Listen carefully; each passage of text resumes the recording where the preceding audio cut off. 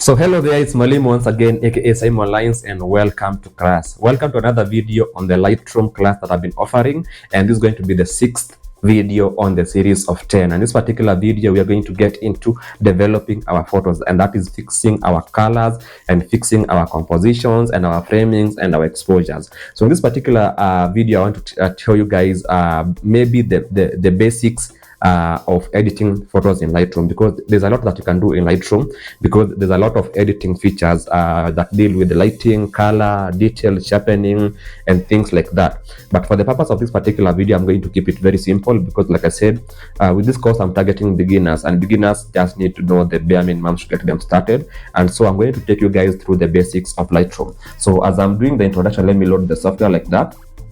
And like I said in the previous video, we did the process of importing photos to Lightroom. So in case you do not have an idea of how to import your photos to Lightroom, watch the previous video, part 5 of this particular series, and you're going to get an idea of how to do it both from the software or from the file. So once we have our files in the software like it is, you can now see, like I said in the previous video, for you to import your photos, you have to be in the library mode. Okay, and now after importing your photos in the library mode, you're going to get a catalog. So this one right here is a catalog of photos, and in this particular catalog, I have around let me see, 29 images. So as you can see up here, I said you're going to be making use of two modes most of the time: the library mode when you're dealing with the files, and the develop mode when you're dealing with transforming the images. Okay, so immediately I'm going to select click develop mode, and two things are going to change. Number one, the view of the photo here is going to change like that.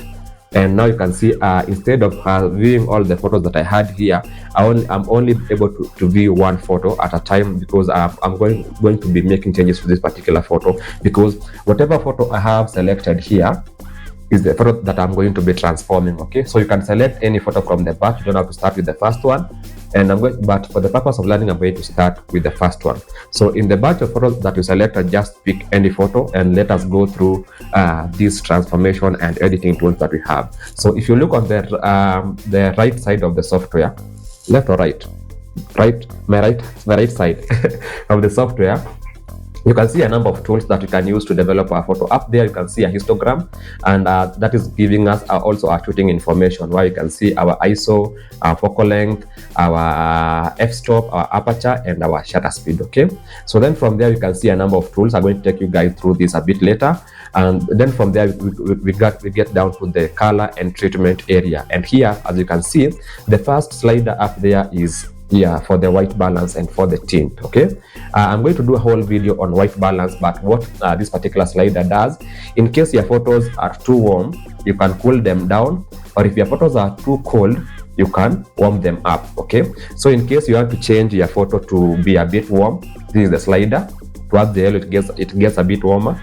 Then towards the blue side, it gets a bit cooler. So then if you notice there's a tint problem with your photo, maybe your photo has too much red, you can drag it towards the green, or maybe your photo has too much green, you can drag it towards the reds. Okay, so then after that, you come down here, we have what we call exposure. I think I did this in the part that I did the first video on the channel. I talked about what an exposure is.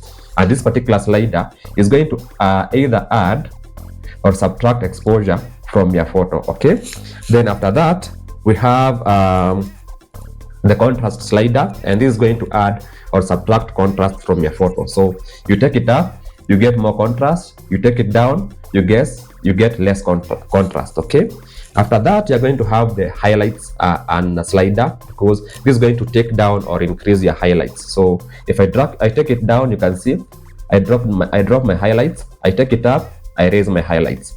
That is the highlight slider. After which you have the opposite, which is the shadows. So I drop the shadows down, my shadows get darker. I take the shadows up, my shadows get brighter, like you can see. So then I have my whites here. I take my whites down, they get a bit darker. My whites get a bit brighter. And after the whites, we have the opposite, which is the blacks. And if I take my blacks down, the blacks become a bit darker. You can see they're even flipping. And if I take my blacks up, the blacks get brighter and more pale and more gray. Okay, so then down there we have the clarity slider. I do not use this particular slider. We have the vibrance slider. I do not use that slider also. We have the saturation slider. I hardly use this one also, but whatever this is going to do is just add saturation to your photo. So we can remove saturation or add saturation. But normally I want to get this right in camera by tweaking my picture profile to be the best, to give me the best amount of saturation like I want it. So the only slider I use here in the presence sliders is the dehaze option, because what the dehaze does is when the weather is overcast like it is right about now in Nairobi, and things look a bit gray and foggy and misty, we say that that kind of a photo is hazy. So what this slider does is it gets rid of the haze in the photo. So if I take it up, you can notice what is happening. See what? Let me just be dramatic with it. See what it does. So that is when I dehaze to the maximum, and the opposite is true. So it's like I'm getting a bit more contrast by dehazing. So with the options of using all these sliders, what am I going to start with? I'm going to start with creating a balance in my exposure. And now instead of coming here and changing this up or down, I'm going to break it down into the highlights, into the shadows, and to the whites, and into the blacks. And I'm going to ask myself, are my highlights too bright? Yes, they are. So what can I do to them? I'm going to drop them. And like you can see, whatever was clipping here, the red part on his t-shirt is where the highlights were clipping. And the moment I take that down, you can see they are no longer clipping. That looks a bit better.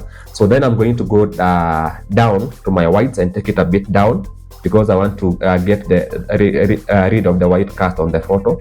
Looks a bit better. So then I'm going to do the opposite. I'm going to lift the shadows a bit like that.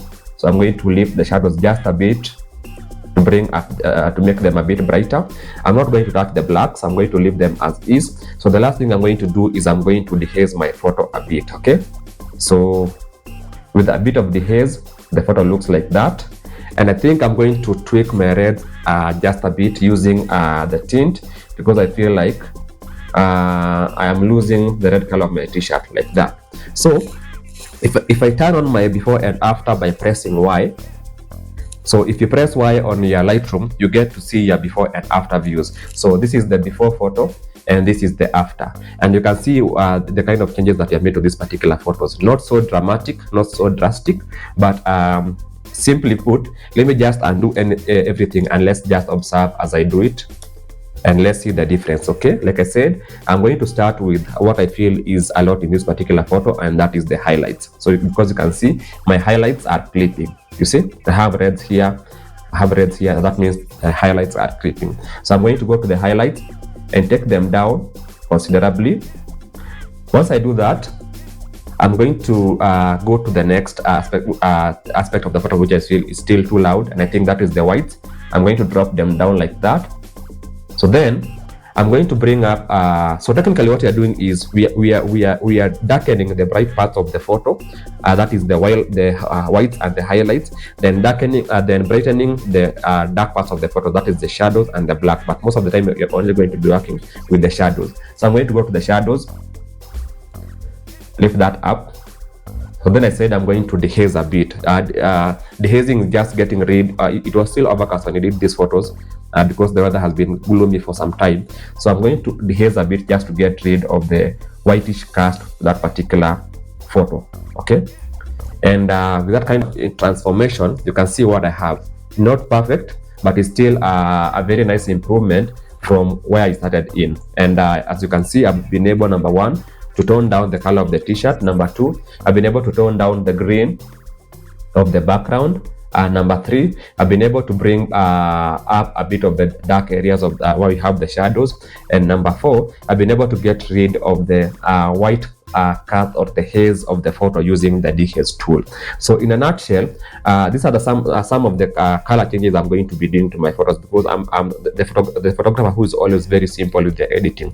So I not to do a lot of fancy things like HSL and things like that. I'm going to take you guys through those a bit later, but for the purpose of just getting your event photos ready, your batch photos ready, you just have to deal with this particular set of sliders, and that is the white balance, the tint, exposure, contrast, highlights, shadows, whites, blacks, and finally deheads. So see you guys in the next one as I teach you how you can edit all these photos at the same time using batch editing. See you guys later. My name is Mwalimu.